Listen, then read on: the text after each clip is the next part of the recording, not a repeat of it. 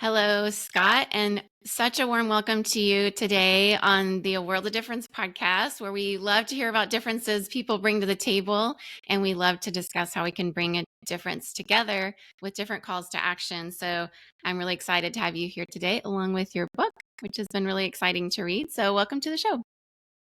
Thank you so much. I'm delighted to be here. I'm delighted for this conversation. We are never going to cover all the things I would like to cover because your book has so many excellent threads that we could explore. But with every guest, I kind of like to start off a little bit with us just, getting to know you a little bit as a person. Have you had any experience of traveling abroad, living abroad, having friends from abroad during your studies, or any of those things? What has the world meant to you in terms of that? I've not spent nearly as much time abroad as I would like, but I have been to Europe a couple of times and had the pleasure of driving across much of Canada. At one point in grad school, I went out to Glacier National Park and then drove up to Banff and then across I think it's the highway in Canada. And it was absolutely delightful. I can't say that I've met nicer people, more welcoming. Yeah, But 100% yeah, agree. that's Shout about out the to our extent of it. Canadians. Yeah. Well, you chose some beautiful places to go. So there's no shortage of photos about Banff that people post online that don't make all of us wish we were there at that very moment. So beautiful. And Glacier National Park, I've been there with my family. I have Canadian cousins on my mom's side of the family, but they live on the other side. They live over in Victoria, Vancouver area, which is gorgeous as well. But yes, Canadians are just some of the nicest people. So shout out to our Canadian audience.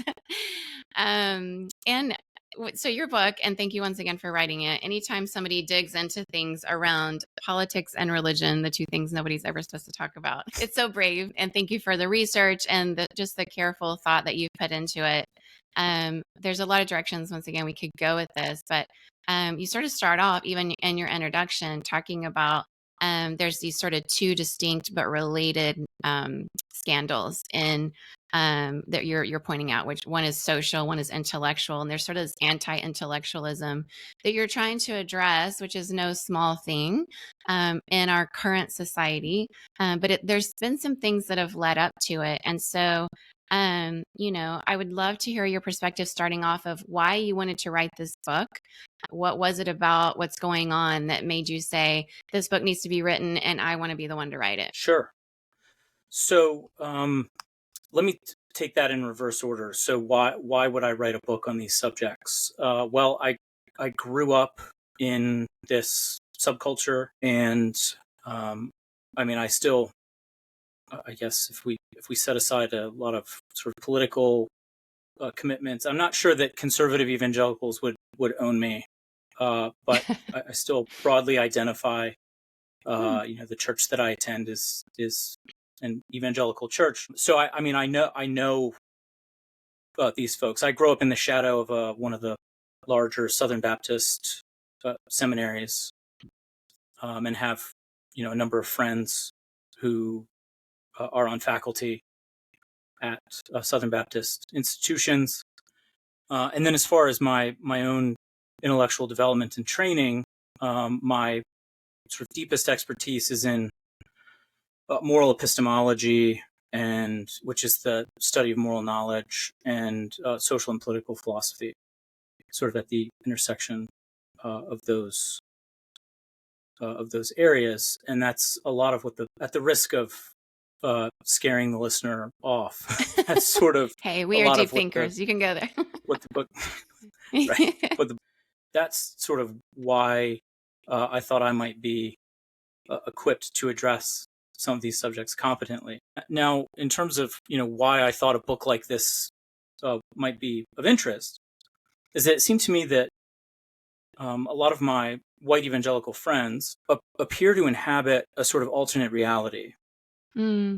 Right? So a majority of white evangelicals, for example, believe that or at least at the time when I wrote, when the book went to press, a majority of white evangelicals believed that the 2020 presidential election in the United States was corrupt, it was stolen. So white evangelicals are overrepresented in that demographic of people who believe that. If you put together the number of white evangelicals who think that climate change isn't real at all with the cross-section of evangelicals who believe that if climate change is real, it doesn't have anything to do with human activity, you get a majority of white evangelicals, right? Something like 1 in 5 white evangelicals give some credence to QAnon conspiracies. Again, overrepresented relative to the general population. A fair number of white evangelicals believe that the Earth is less than 10,000 years old. Okay, so that's sort of the intellectual side of the equation. Now, if I had written this book 10 years ago, I would have said, well, look, evangelicals tend to embrace certain kinds of political commitments and a certain vision of culture that are regressive, morally problematic, however you like to put it. White evangelicals tend to embrace these kinds of commitments that I regard as morally problematic because they're just not thinking clearly about, for example, the moral salience of institutions. Institutions matter. Yes, right. Sort of your individual conduct, piety, that sort of thing, that matters. You should treat others with kindness and so on. But it also matters how we organize our public institutions, our economic institutions, legal institutions, and so on. Right. So, if I'd written this book 10 years ago, I would have said something like this. I think a lot of these white evangelicals who are embracing these morally problematic social arrangements, they just aren't thinking clearly about morality and, the moral salience of institutions, that sort of thing. Now, I still think that's true. That's part of it, right? But what I've come to recognize is that it's also the case that part of the reason that white evangelicals don't think clearly about these things is because of the kinds of social arrangements and political commitments that they've adopted. In other words, there's a feedback loop, right? So when we believe corrupt things, we tend to act in corrupt ways. But it's also the case that when we act in corrupt ways, we tend to believe corrupt things, right? The causation goes both ways. Yeah. And that feedback loop is what I call ideology. And that's what the book is about. It's about the ideology of the religious right in the United States. I sort of trace the genealogy back to, the middle of the 20th century. So that's my focus from the middle of the 20th century up to the present. I go back into the 19th century a bit to pull in some threads, but my focus is mid 20th century forward. Yeah, so helpful. For people around the world listening to this who are somewhat familiar maybe with white evangelicals in the US, but certainly those of us who live in the US, we hear about this quite a bit because it's a voting bloc that's very significant, although waning in the generations. But how are you sort of responding to the things we're seeing that are happening so fast?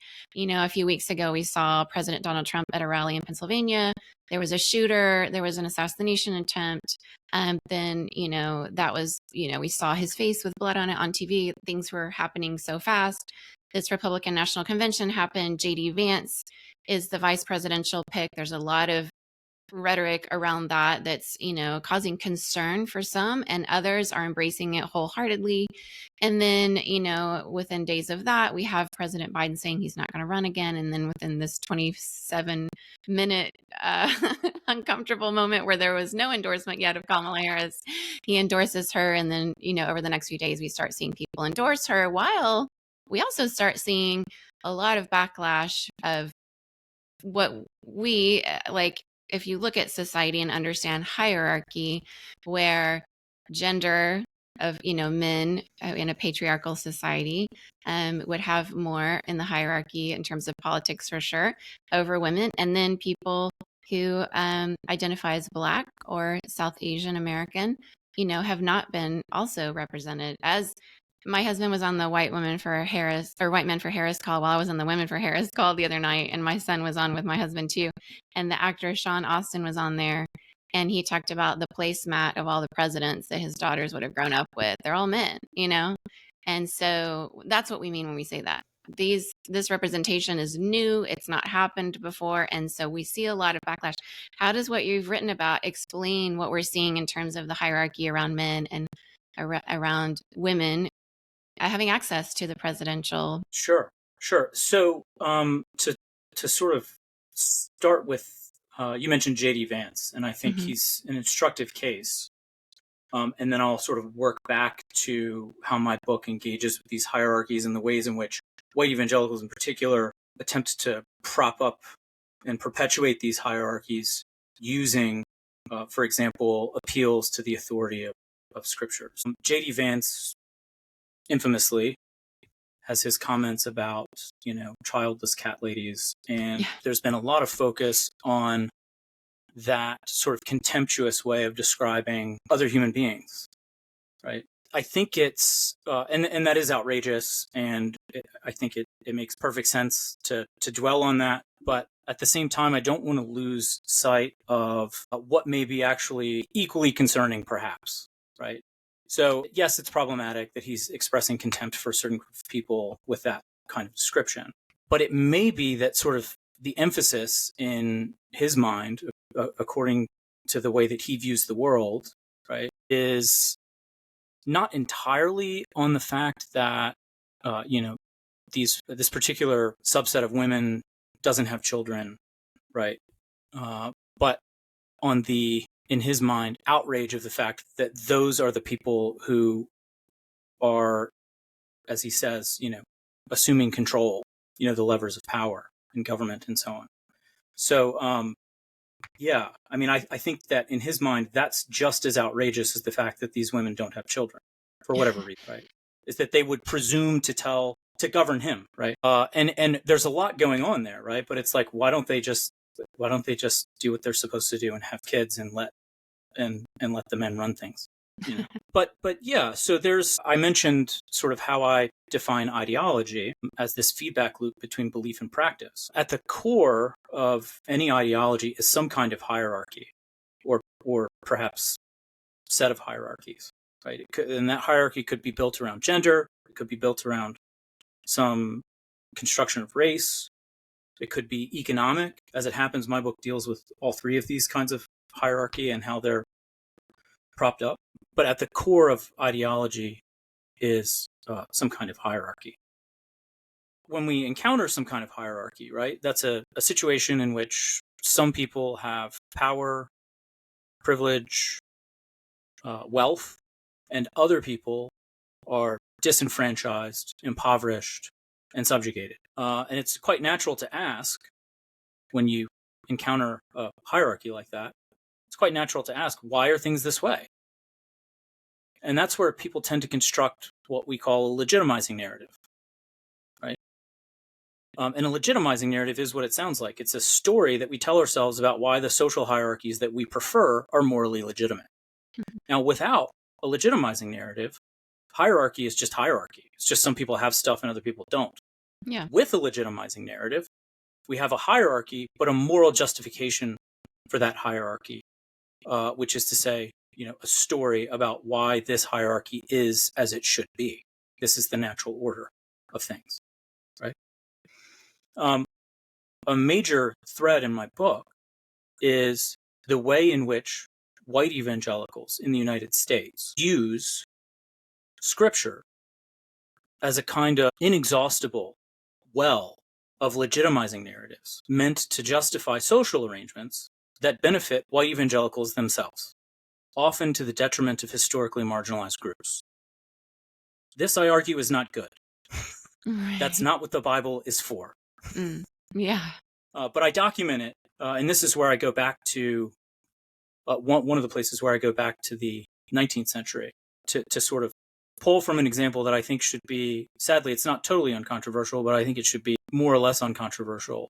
That, for example, using scripture to justify race-based chattel slavery is wrong. Yeah. So we take that example that we should be able to agree on, and then we sort of develop a framework, a heuristic for the kind of ecosystem in which ideology functions and the way in which evangelicals, in particular, use scripture to prop up their preferred hierarchies. And we carry that really up to the present. Yeah. And gender hierarchy is one, I probably don't have to tell you or your listener that gender hierarchy is one of these hierarchies that white evangelicals use scripture to prop up. Yeah. In the same way they use the ones about chattel slavery. They're pretty much the same passages. It's the same hermeneutic. Yeah. They go in those same little lists of whatever, and it's basically power over.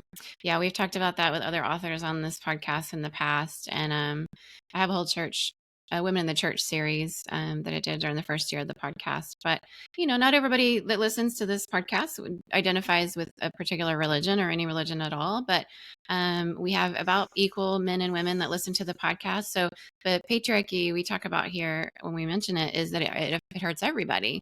When you put one gender at the top of a hierarchy, well, guess what? The burden of running the show is all on them. And that's also not okay, because that's exhausting. It was meant to be together, that we shoulder the work of making a difference in the world. And so, yeah, thank you for pointing that out and writing about this. There's, for people who are in Australia or Singapore or wherever you're listening from, you may or may not have heard us talk about before here on the podcast, or you've read about it. And maybe you see it happening where you are, this whole notion of Christian nationalism. How would you define what a Christian nationalist is? What are their core tenets? So I would defer to the work of sociologists of religion like Samuel Perry, Andrew Whitehead, Philip Gorski, and others, as far as a technical definition. But I can certainly and Andrew Whitehead and Samuel Perry both kind enough to read the book and say nice things about it. So a caveat that I would defer to them in terms of technical definitions. I would say that a good sort of working definition of Christian nationalism is the idea one's nation. I'll speak to the U.S. context, but it's the idea that the United States should identify itself explicitly, formally, a Christian nation. Now, Christian there, as the sociologists I'd mentioned would readily tell you, Christian there is coded. Right. So it doesn't just mean, and in fact, very arguably, the sort of last thing that it means is having certain theological commitments, right? Right. That's part of it. Mm-hmm. It's part of it. You're right. But mostly it means sort of white and preferring certain social, cultural norms, that kind of thing. Yeah. Right? There are other things that go into it, as I discuss in the book, right? I mean, there may be historical claims, although some Christian nationalists, and I tend to find these sort of the most terrifying, frankly, are those who just admit that the United States wasn't founded as a Christian nation and nevertheless claim that it should be. Right? Yeah. They're like, no, we should just start over, get rid of the Constitution. But a lot of Christian nationalists will argue that the United States was founded as a Christian nation and that we've just sort of misunderstood the Constitution. This is a David Barton type. Mm-hmm. Yeah. So what would you say, in your view, what historical and cultural factors have really contributed to the rise of Christian nationalism here in the United States? Yeah, that's what's contributed to the rise of Christian nationalism.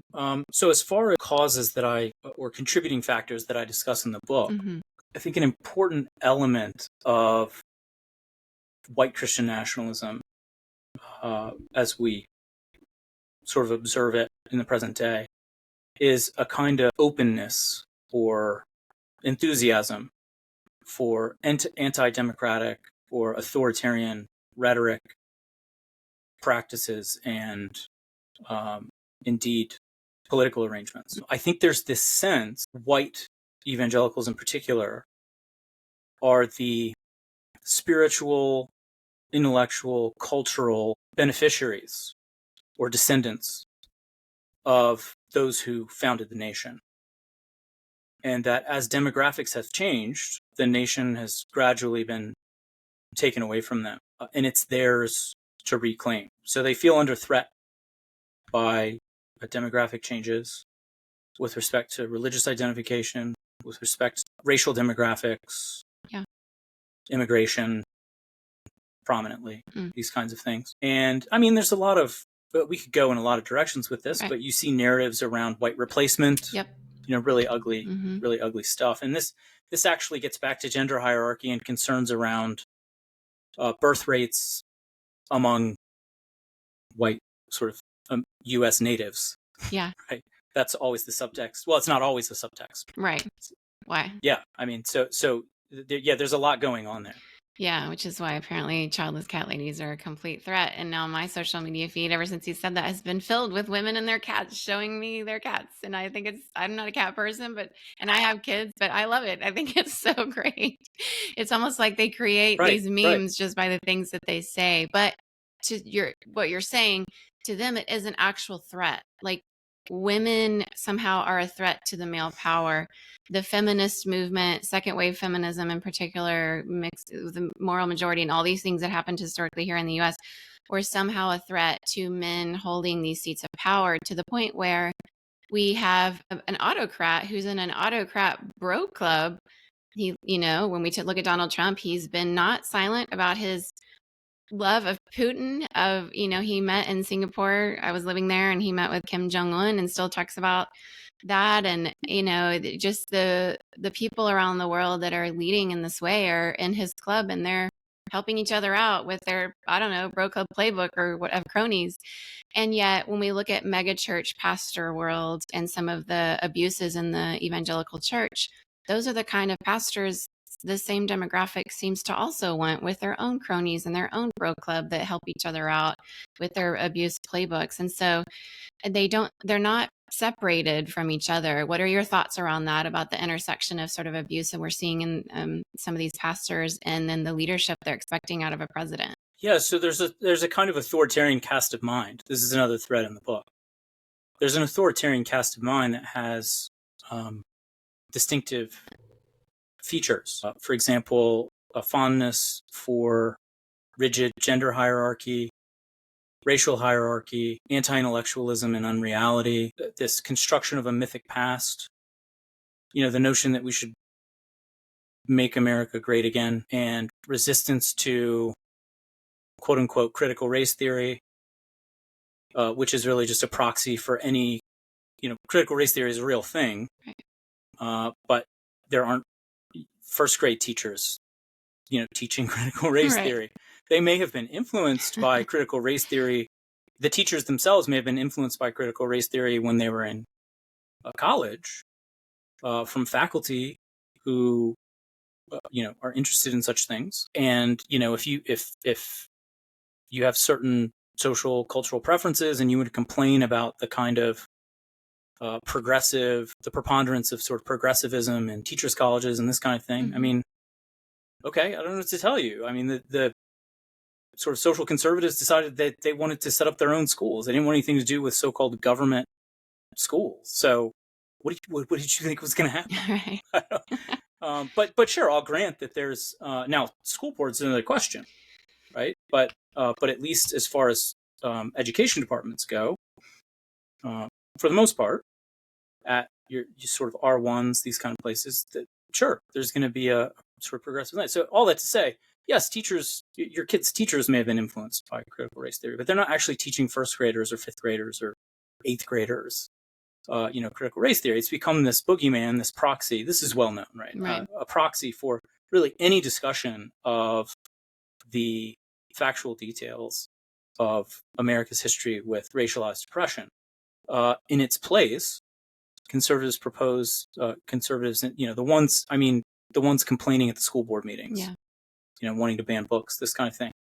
In its place, they would like to teach mythology. So it's not actually a disagreement about the details of American history. It's a disagreement about history as an enterprise. Mm. Some folks think we should do history in history class. Other folks think we should do mythology in history class. Right? Yeah, but this is part of propaganda. So yeah, that's how propaganda works, right? You rewrite history and you tell something different for the future. Right, and they've got their own founding myth. There's sexual anxiety around issues of racial purity. So on down the list. I mean, there are well documented features of sort of the authoritarian cast of mind. And what I do in the book is I document the ways in which white evangelical theology legitimizes effectively an authoritarian cast of mind. And so there's a reason that this certain demographic has been primed, for a variety of reasons. But these folks have been primed to embrace kind of, authoritarian social arrangements. Yeah, 100%. And so when they see that their sort of share of the electorate is shrinking, they say, well, maybe it wouldn't be so bad to have minority rule. Yeah. Yeah, at the end of it, it's just an ugly The- power grab on a, across a group of people where people get used in the system. There's complicity. There's once again propaganda that's in the title of your book, right? And so, I mean, I'd love for you to discuss the relationship between truth, as one of the things that has, at least I was raised abroad as an American, to understand that one of our ideals is the freedom of the press and to have the truth be exposed by journalists. So what's that relationship between truth and power? And then this ideology that the religious right, has this propaganda that Trump is very famous for, of building up a frenzy in his rallies. When even leading up to 2016, we had Sarah McCammon on the podcast of NPR Politics. She was speaking about her book Evangelicals, but she describes in her book the frenzy of the rallies of Trump, where it's the media are the worst people. And we saw this even after the shooting, where immediately people started being upset at the journalists after the shooting happened in Philadelphia a couple weeks ago, even though it was obviously not a journalist that did that. So how does this play into the propaganda, all of this narrative? So propaganda comes in a lot of different forms. You can see propaganda in speeches, as you note, in literature, film, various kinds of art. The kind of propaganda that I focus on in my book is rhetoric that appeals to some kind of ideal. It could be a political ideal, moral ideal, intellectual, or theological, spiritual ideal. But it's rhetoric that appeals to some ideal in service to an agenda that actually undermines that very ideal. And what makes this kind of propaganda interesting to me, particularly in the context of religious communities that might disagree about questions of policy or hierarchy or different what kind of social arrangement is appropriate. What makes this interesting to me is that this kind of propaganda actually forecloses the possibility of dissent by appropriating the very ideals on which dissenting arguments are based. So, for example, just to take a straightforward paradigm example from the 19th century, you're probably aware that the defenders of race-based chattel slavery in the antebellum South appealed to the political ideal of liberty in defense of the institution of slavery, which strikes the modern ear as a bit odd, right? Because the principal argument against the institution of chattel slavery is that it violates the political ideal of liberty, namely by depriving people of their liberty. Yeah. Right? But if someone is arguing in favor of the institution of slavery, and they manage to appropriate the ideal of liberty in such a way that they can get people to believe, for a variety of reasons that I run through in the book, to do with, for example, the racial hierarchy that was ensconced in the ideology of white supremacy in the antebellum South, get people to believe that the political ideal of liberty is more fully realized in the freedom to enslave others than in freedom from enslavement, then that ideal has been appropriated and it's no longer available to those who want to present a dissenting viewpoint. So to take a contemporary example we've got the Reformation ideal of sola scriptura, which is the idea that the Bible is the sovereign authority. There are other authorities, right? I mean, you have pastors, denominational leaders, whomever, right? But the Bible is the sovereign authority, which is to say there's no higher authority, right? And in debates about, say, how to understand Paul's remarks on gender, the complementarian will say, well, look, it's right there. It's simple. Paul says women be quiet in church. Women should never exercise authority over a man, et cetera, et cetera.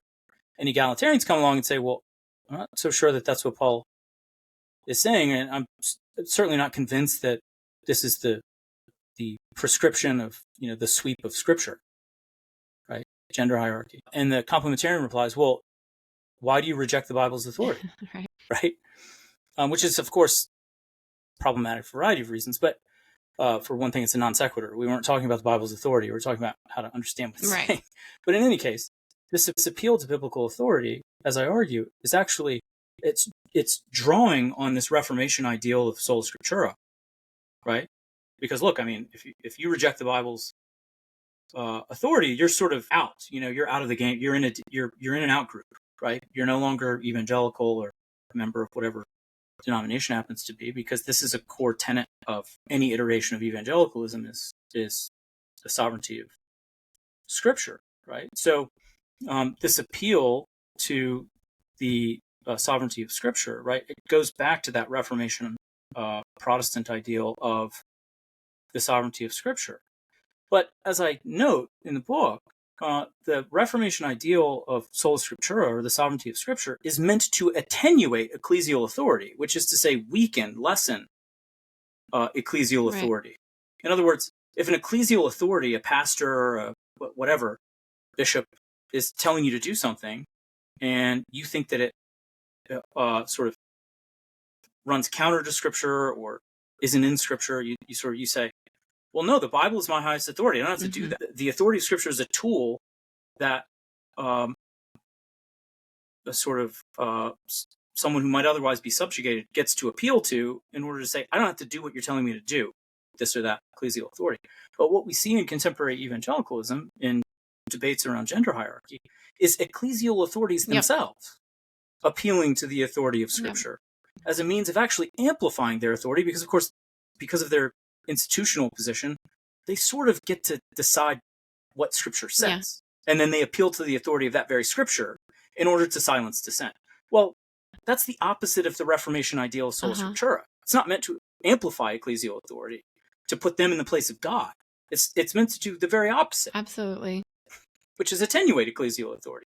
The authority of Scripture is what I get to appeal to when someone in the church, in a position of authority, tries to tell me to do something that goes against my conscience. For example, institute gender hierarchy in my church or in my home, or whatever. I actually think that runs counter to the sweep of Scripture. Yet we can discuss the syntax of this one verse in 2 Timothy if you want, but spoiler, nothing you're going to say is going to convince me that this is the sweep of Scripture prescribes that I institute gender hierarchy in the 21st. And that's off the table. And when I think about this, and in light of what you said about just a word or a concept being reframed in the way propaganda does, it's always in the language, right? Taking a word like liberty or freedom and reframing it. And the same way Scripture can be used that way by clergy to uphold a hierarchy that, in my opinion, never existed in the Scripture. When it comes to people at the bottom of the hierarchy trying to enter that conversation, for me, for a woman, being a woman, and many women listeners will probably relate to this, when you're sort of having that conversation with a man, it can be very intellectual for the man, but it's very visceral and embodied for us. To say that Scripture doesn't make us equal to men under God's view of who we are and how we were made, and as it applies to a citizenship in the United States, when voting rights for women are suddenly not as, they're a little more fragile than they seem to be before. And voting rights for all Americans seem to be on the chopping block from some of the things we've heard Trump say out of his own mouth recently, that you can just vote this one time and you'll never have to vote again. Some of those things are kind of frightening for those of us who are watching the language. But in the same way that the Republican National Convention was talking all about liberty and freedom, while at the same time having these replacement narratives of mass immigration coming in to take people's homes and jobs and outlandish, grandiose type of fear tactics, and flipping what freedom and liberty actually are, while talking about, taking away women's right to talk to their own doctor without the government intervention to make a decision about the health of themselves and their baby going forward. That isn't freedom at all for women in our bodies. And so when that word freedom and liberty gets taken away in politics or by these religious clergy, it is a scary thing of how powerful it could be. So I would love for your, one of my last big questions for you here is, we love to have calls to action and takeaways. As you've written this and as you've looked at what's happening, even since you've written your book and it's happening in nonstop, it seems. What are some practical ways we can address this, dismantle these Christian nationalistic, propaganda and narratives and ideologies of the racism and misogyny that you're writing about? What are some things we can come together and do to really make a difference in this way? Good. So I think there are broadly two takeaways from the book that I hope any fair-minded reader might come away with, regardless of whether they agree with me on any number of political policies in any level of detail, regardless of whether they agree with whether we share certain doctrinal commitments. Although I don't actually advocate for any particular position, for example, on gender hierarchy. The reader can probably infer that I don't have a lot of sympathy for complementarianism, but my goal there is to point out that there are certain arguments for gender hierarchy that are really bad arguments. And I hope we can agree on that, right? Same thing with creation science and young earth creationism. The reader can definitely infer that I don't have much sympathy for young earth creationism, but I don't, I think that the young earth creationists and I should be able to agree that the arguments I analyze in the book are not good arguments, right? So regardless of one's particular doctrinal or political commitments, I would hope that any fair-minded reader could agree with me on a couple of things. Number one, it's not an appropriate use of scripture to sort of routinely draw out proof texts that appear to legitimize social arrangements that benefit oneself. If you are consistently going to scripture, I call it the hermeneutics of legitimization in the book. The book's light on terminology, but I do introduce a few terms in places where I'd like concepts to be portable, because I talk about gender hierarchy, I talk about creation science, a number of things in the book. Well, my hope is to provide a framework that's portable to other contexts. And I've talked to folks about, Christian parenting, which I don't talk about at all in the book, but the framework is absolutely portable to these other contexts. So hermeneutics of legitimization, that's, without going into detail, it's, an approach to biblical interpretation that consistently produces stories that justify social arrangements that one prefers. If that's how you're reading the Bible, you're doing it wrong, right? I hope we can agree on that. That's not the purpose of the Bible. And the second thing in the political sphere is that it's not appropriate for anyone who, I'll speak to the religious tradition that I'm familiar with, but there are precedents for this in other religious traditions as well. But at least in the context of Christianity, it's not appropriate for someone who claims to follow Jesus to enter the political realm with the intention of just pursuing one's own interests, right? So you can imagine going to the voting booth and thinking to yourself, all right, which politician or policy or party is going to enact laws and public policies that benefit me, right? And then voting on that basis. And there's this sort of, this is part of the sickness of our political community in the United States at the moment, is that there's just this sort of assumption that that's what everyone's doing, and that there's nothing wrong with that. It's like, right, that we're just a bunch of different special it's like interest capitalism. groups. It's like you're shopping. And that's, what are you going to buy at the store that you like? Yeah. No. Oh, exactly. It's exactly, and there's there's a direct correlation. Voting in the politics of representative democracy is just like spending money in the economics of capitalism, right? You go to the store and you vote for which yogurt producer you want to have to invest economic power in. You go in the voting booth and you vote for which politician you want to invest political power in. There's not necessarily anything wrong with that parallel, but whereas you might think that it's okay in a lot of contexts, perhaps most contexts, to pursue your own interests in the market, I would argue that it's not appropriate for a Christian to believe, or that there's an inconsistency or contradiction when a Christian believes that it's appropriate to just basically pursue their own interests in the political context. Because there's an alternative. And the alternative is this: when you go into the voting booth, you ask yourself, which politician or platform or party is going to bring our nation's laws and public policies into greater conformity with the objective truth about what people deserve and what we owe to each other. In other words, justice. And that may mean policies that are less convenient for me personally. But there's I believe, and this is rooted in my Christian faith, in my case, I believe there's objective truth about what people deserve and what we owe to each other. I call that justice. And I think that my commitment as a follower of Jesus should be to pursuing justice when I engage in politics. That's the objective. And it may mean that my life is in some ways less convenient.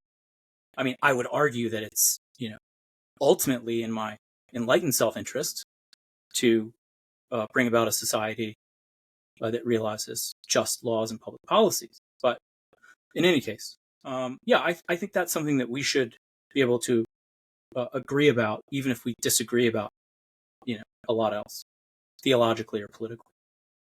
I'm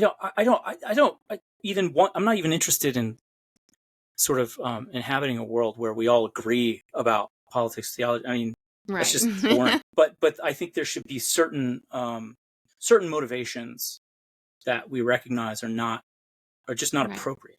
Yeah. So we can all be kind and hopefully vote based on our values and make the world a better place, even if we don't have all the same paths to get there. But we bring it around the table and can at least have the discussion and treat each other with dignity and respect. And that's something we would long to see more of in our nation's politics. And I know that it's not just here, around the world. Thinking of Venezuelans, as we're still waiting for some transparency from that election where I grew up. And there's just a lot of places in the world that could use more dignity and respect for how all of us want to raise our families and have health care and, do our best, and that our work matters, and all of those things are just really, really important. Well, thank you for this book once again, Ministers of Propaganda, and just for all the time you spent putting into it and being with us today. How can people find you and more of your writing going forward? I am most active on the website formerly known as Twitter. And my handle there is just my name, Scott__Coley. I've familiarized myself with a bit with Instagram, but I'm not terribly active on Instagram. But I do respond to messages there. Okay. On occasion. Or if you get a response from my account on Instagram, I should say it's from me. It's not a robot. My wife Melissa, when there's posts on Instagram, she's on Instagram, so she posts stuff on there. But yeah, if you get a reply to a message, awesome. Well, everybody, if you have any questions, reach out to Scott and definitely buy his book and let us know what you think about it. And I'm going to have you join us in our Difference Maker community and ask you another question there. But for this interview, thank you so much for just sharing all of your research and your knowledge with us today. We really appreciate having you, Scott. It's been my pleasure. Thank you for having me.